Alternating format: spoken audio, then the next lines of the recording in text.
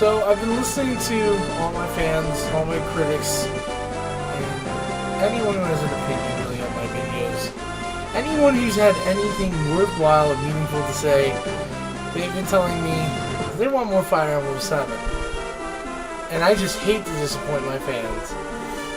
So we're going to be doing some Fire Emblem 7 today. Let us see what is going on in the world of Fire Emblem Libe. So, as per usual, I'm about to summarize last chapter. We ran into Uhai. He was a nut that we cracked, let's say. Last chapter in and of itself was kind of a doozy. We had a lot going on. A lot of things were revealed to us. A lot of dead body, really just dead body, were revealed to us. And, maybe we could use a little bit of a lighter chapter. I mean, I'm not going to guarantee that this chapter is lighter, but it's certainly not darker, so... I mean, you pick your battles at that point, right? I mean... maybe life isn't so binary. Who knows? We'll see. We do get to run into an interesting character or two in this chapter, so that's always worth it. Good old Uhai. Better than Map was, really. Gotta trust the Sakaean instincts and directions that they give.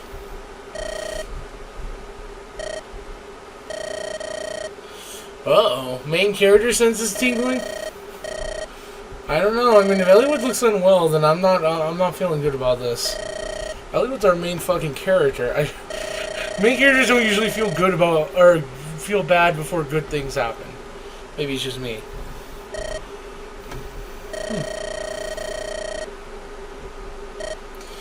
Yeah, but Eric would say anything at this point to piss you off. Eric is a fucking troll. Like he hides under bridges and asks for money from people. Like, he literally does nothing of value for society. A fucking gremlin looks more attractive than him. Why do we care what he says? Yeah, I don't know why you're choosing to believe some fucking greasy fucking loser asshole who probably has a staph infection over your own father. But, that's the power of doubt. We're seeing maybe things aren't so clear-cut. Who knows? Yeah, me too. He's quite the looker.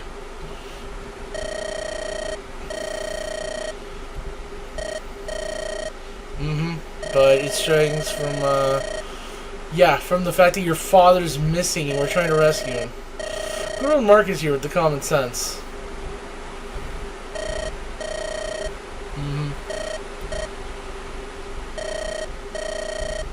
Well, at the very least, we got this nice little character moment for Eliwood. So, if anything else, this chapter has not been a complete failure, just for the character development we've gotten. Yeah, whatever. Complain about the air more, whatever. Purple. Uh-oh.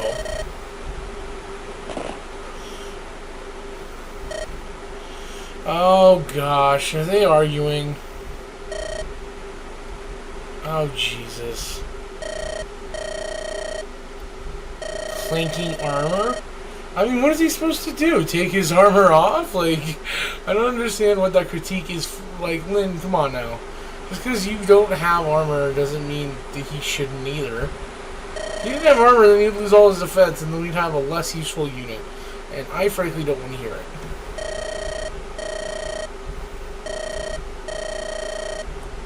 True. Oh man, that's the one thing I really like about these character interactions, is that you really do get to see how they conflict and contrast with each other. Like, Eliwood really is kind of like the... Is it super ego? I think Hector fits in as the id, Lynn is the ego, and I think Eliwood would fit as a super ego in terms of character displays and like how they tend to be archetypally set up. But I'm not a writer. I don't know nothing about them books or anything, so don't ask me. Hey, that guy looks familiar. He reminds me of a certain racist leader from Arafan who denied us entrance and told us to go fuck off. Mind you, if he looks like him, don't worry, it's not him. It's some completely different guy. This game just may have reused a sprite or two. Just maybe. Don't think too much about it. So now, if it's a side chapter, you can almost guarantee that there's a reused boss sprite. So anyway,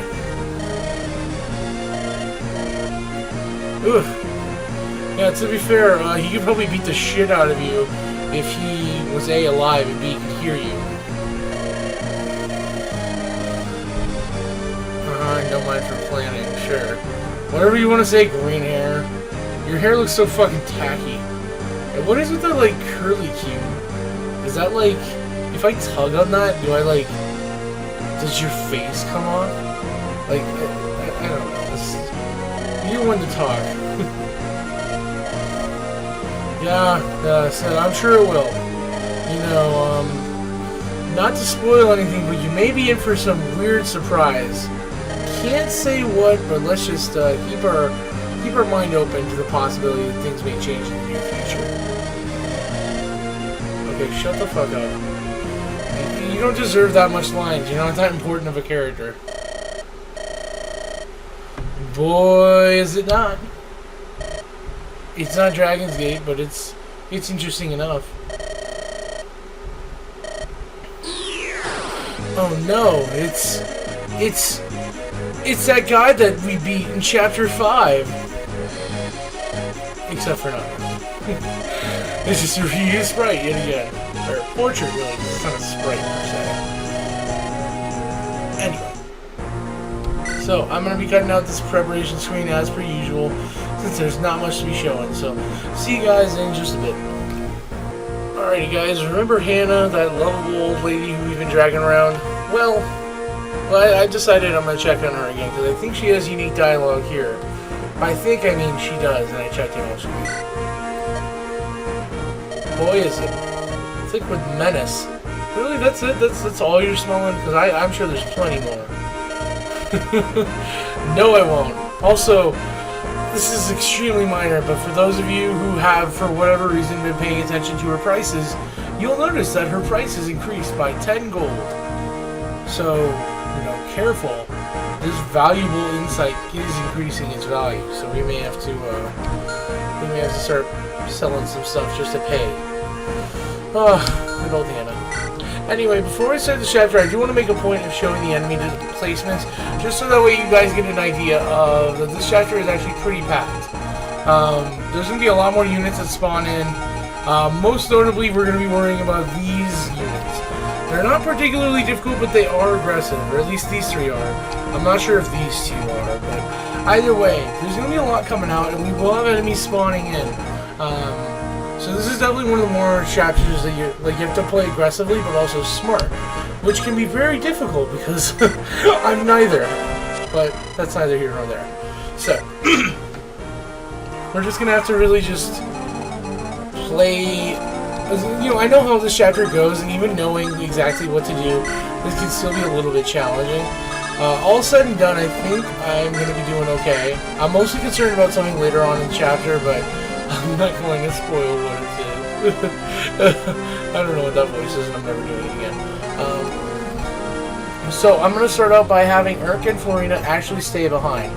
They are going to play a pretty important role in defense, because these two fortresses are going to spawn some... I don't remember exactly what type of enemy it is. I want to say mage. In fact, I'm very tempted to say mage. If not mage, it's probably going to be either a mage or a Pegasus Knight. And if we abandon Merlinus, he's going to get fucking butt-wrecked. And we don't want that to happen. It's something I'd rather not have happen. Not to mention, it'll be decent experience for these two, so might as well. I would normally just have Urk stay behind and deal with both of them, but the problem is that there's 2 units that spawn per turn after a certain point, and they'll be able to reach Merlinus after, you know, if I get too far behind. So, other than that, we're gonna have Kent and Lynn go down to this, I don't know what you call it. I guess it's called ruins, but it doesn't even look like ruins. There is an item we can get there. And then once they grab that, they'll be rejoining these 4. And then, yeah. So these 4 are just going to play aggressively. They're going to try and get to Aeon, who, by the way, one thing to know about Aeon, he is a sage. And something dangerous about him is he has a different type of tome than we're used to. So if you notice, it's bolting. And bolting is very dangerous for one reason alone. It is very ranged. So, as you can see, the range is 3 to 10 spaces, which is a huge range. Like, look at this. If he... So, this is a bit misleading because this is his range if he would move. But it's not actually... He doesn't move because it's a siege chapter.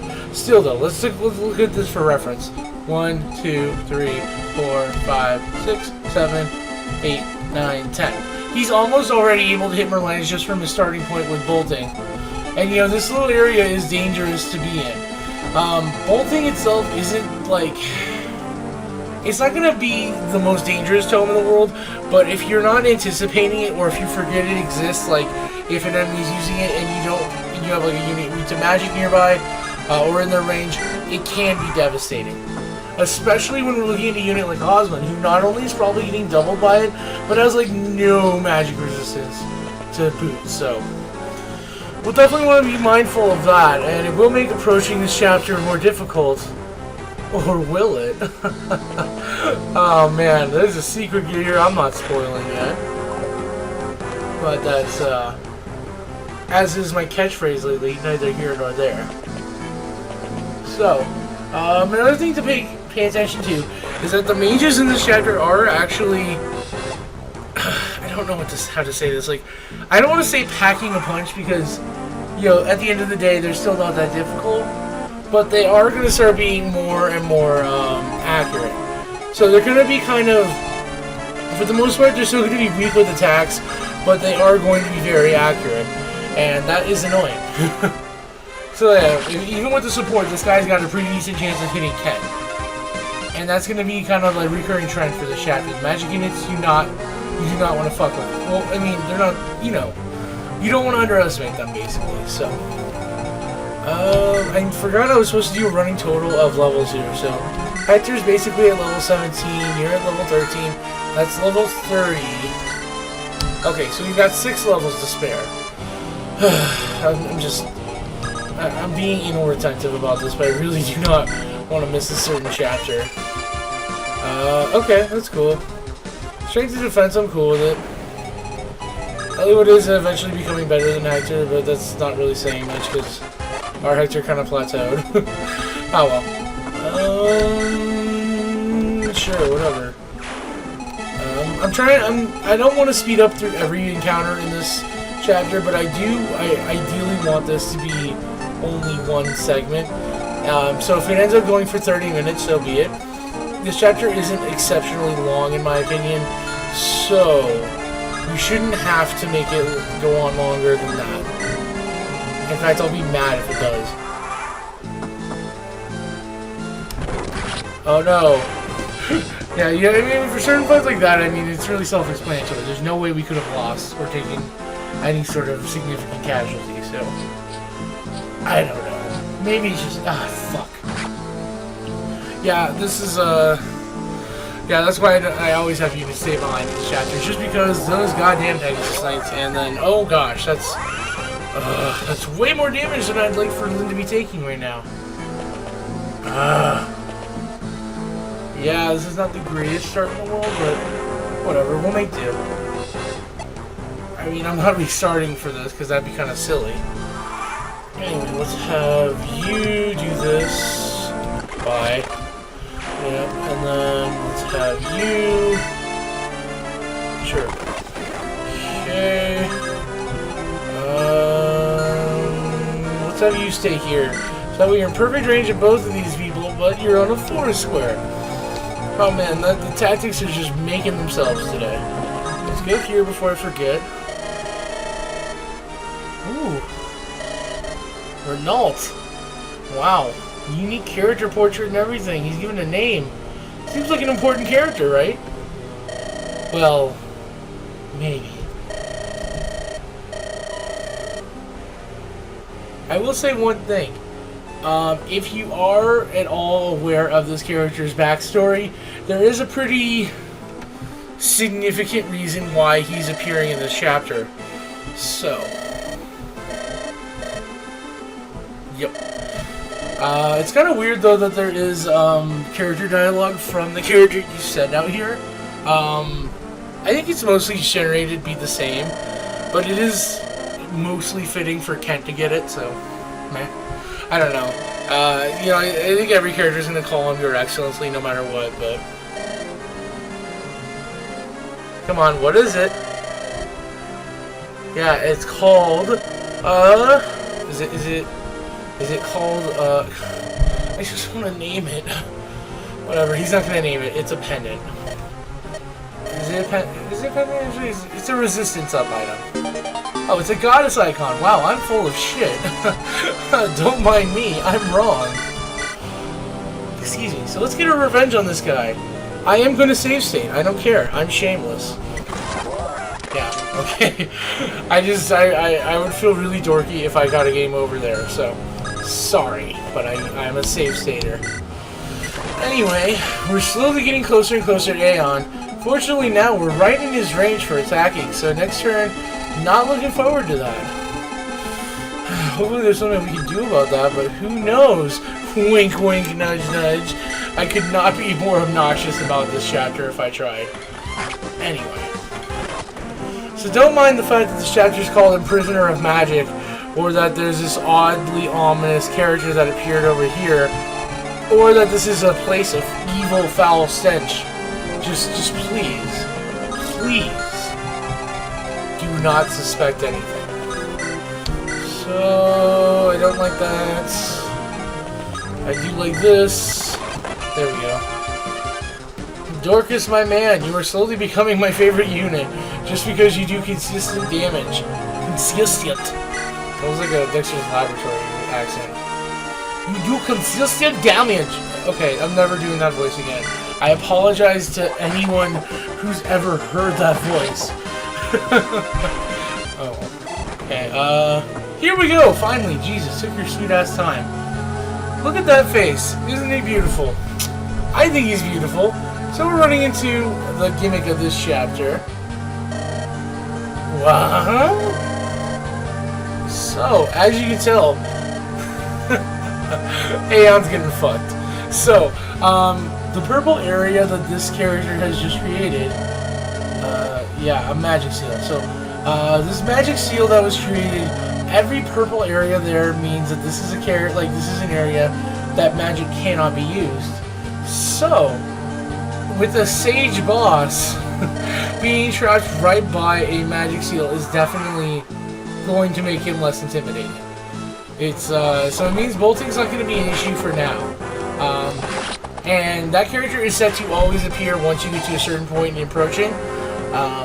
As far as the character itself, I will explain in just a bit. Give me a second. Shut up. Okay, so, this is Kishuna. Kishuna is a very, very unique character in the fact that this is the only magic seal that we run into, at the very least, in the game. And Kishuna does actually have quite a bit of a backstory that is difficult to unlock, to be honest.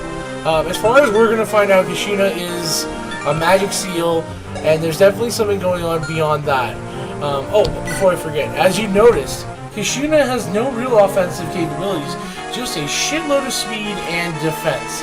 So, if we're trying to deal with Kishuna, which we will, because Kishuna gives a lot of experience and I want to fucking kill him, that is going to be difficult in and of itself to deal with. Because that means he's going to be...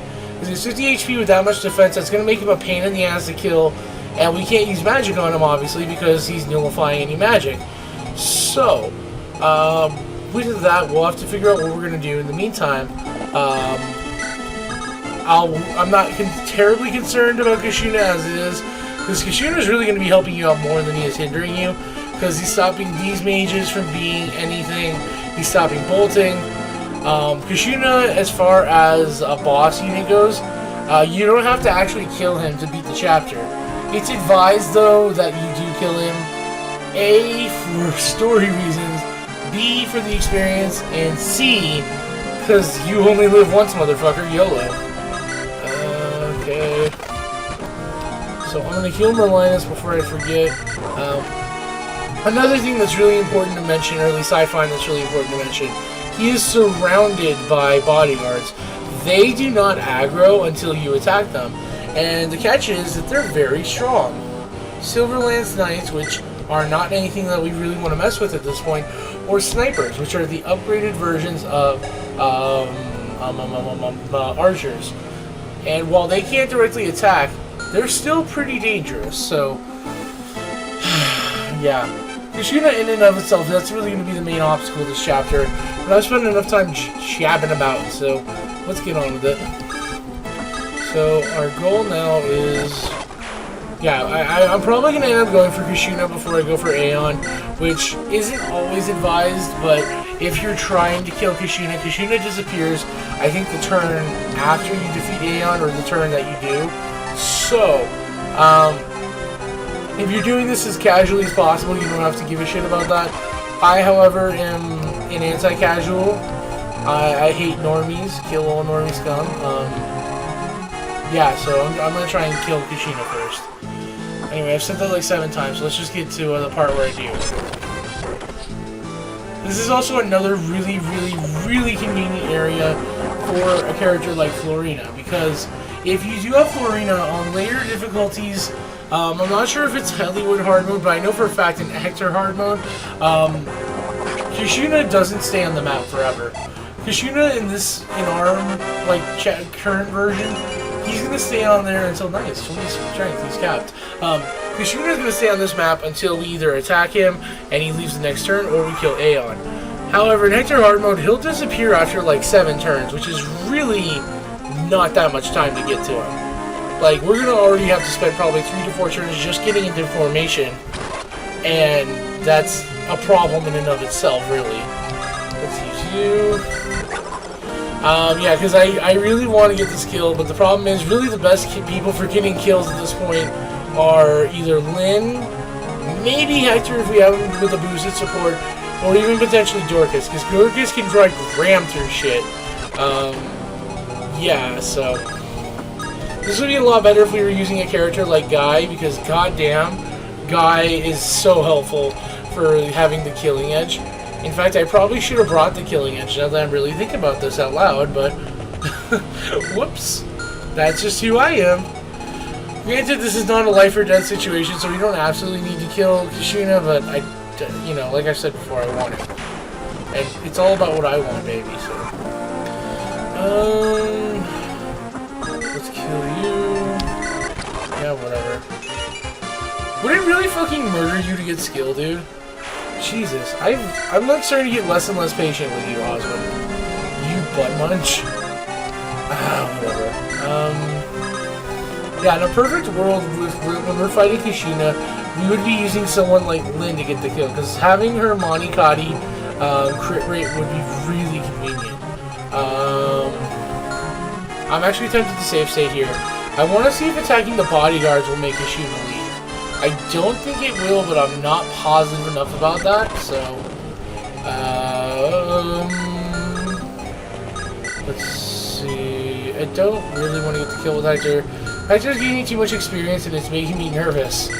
Because, yeah, then Lyn's gonna level up if I kill with her. This is bad, so let's say... Okay, so let's say I get Hector to level 20. I have a few levels of cushion for that, so, sorry, I'm just thinking out loud. Florina's probably going to be really helpful on the basis that if I leave her here, then I absolutely need someone to get a kill on Kishuna. I can try rushing her over there and attacking with the javelin. Worst case scenario. Granted, I don't really want to because of snipers, but hey, we don't get many choices in this life. Nice. Okay, now let's see if I can get Dorcas to kill the other one. Because Dorcas is already almost about to promote, which is, you know, they grow up so fast.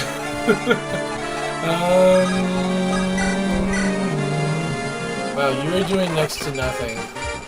But you're getting a good level up, so I guess at what cost? Let's get 10 level if we can. Yeah, so the chapter's really already basically over. We still have those reinforcements that'll spawn here. but they're a non-issue as far as I'm concerned. I'm kind of concerned about healing Dorcas, because I wanted to kill this guy too. Ah, well, we'll see.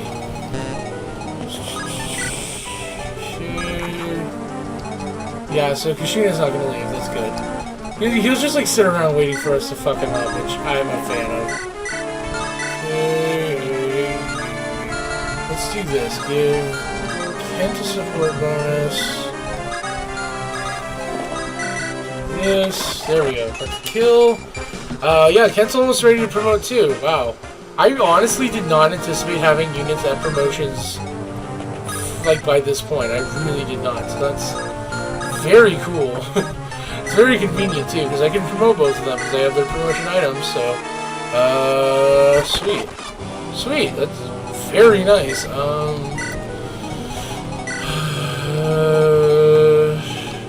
This is actually very ideal, so okay, I'm gonna save state here because this is a great situation to be in, and I don't want to fuck it up. Sweet, Kent's at level 20. Well, we're getting a promotion next segment, but that'll be neither here nor there. I gotta stop saying that now. It's becoming my new mayhaps. Okay, okay, fuck it. Let's just see who can attack and what we can get away with. Steel Lance, please hit. Oh yeah, another thing to note, if you're attacking Kishuna, you don't actually get a battle animation, sadly, so... Okay, sweet.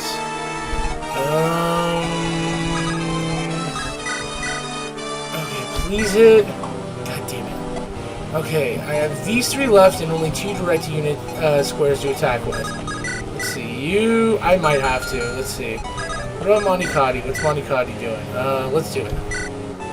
Oh, come on! Oh, no, that's... It's not happening on this turn, then. Unless I get really lucky with this. Oh, wow. Oh, okay. Dorcas might get the kill. Come on! Well. That's what save states are for. Okay, so now we know what to do. I think I have a better way of doing this. Oh, what the fuck? Come on, Kent got a critical last time. Don't you do this shit to me. Oh my god. That is so dumb. Okay, whatever. Yeah, so now that Hector's in range of Oswin, let's do this. Okay, that's better. Don't you do this shit to me. There we go, that's what I like to see. Wow, it's a slightly better level up, too. Let's save state here. Okay, now Oswin's gonna get support bonuses from Hector here, which are almost negligible as far as we can tell, whatever. God damn it. Oswin, you need to stop being this way. Okay, let's do this. Okay, that hit, but not as much as I'd have liked for. This is not gonna crit, I feel it. Oh, it did, wow. Okay, well, I'm not in love with the idea of Eliwood getting that kill, but... Oh, whatever. Oh, he didn't even level up, okay. Then... oh, Dorcas is gonna die, shit. Okay. Well, let's have Dorcas get this kill, so that way he can promote next chapter too, since Kent's gonna be promoting. Might as well. Yeah, there are the reinforcements, okay. Don't think I forgot about you. Okay. What level are Erkin and Florina? 16 and 15. Okay, Florina's not gonna be able to promote for a while anyway, so I'm not in a hurry to her level 20. But, okay. Yeah, here is Volting. Sorry for that scatterbrain last few seconds, but yeah. Holy shit, 23 damage. Not in love with that. But, you know what I am in love with the fact? He's using bolting, so that means now we can attack, and we can directly attack him, and he can't counterattack. So, for instance, let me try it right now. Yeah, he can't do shit. I don't necessarily want to get the kill with him, though. With Dorcas, I mean, because... Actually, no, I do. Never mind. Okay. Fuck it. Yeah, okay. Bye, Aeon. I thought Dorcas was at level 19. No, he's ready. Yeah, Dorcas is 1 level away from promotion. I don't care. Is that really the end of the chapter then? I think if we dragged on this chapter a bit more, units would have started spawning in greater proximity from those ruins, or slash fortresses. Yeah, but since we killed Aeon just now, I guess not. Okay, I'm very okay with how that went out then. So, let us seize the day. Carpe diem, as they say. So, I have a funny feeling that Kishuna didn't die, though. My funny feeling, I mean, I'm explicitly telling you, as your Let's Player, Kishuna's not dead. We may see him again in the future. So, keep an eye out for that. Yeah, both of you were acting like fucking weird school children. It's okay. We get it. We get it. You're both madly in love. It's whatever.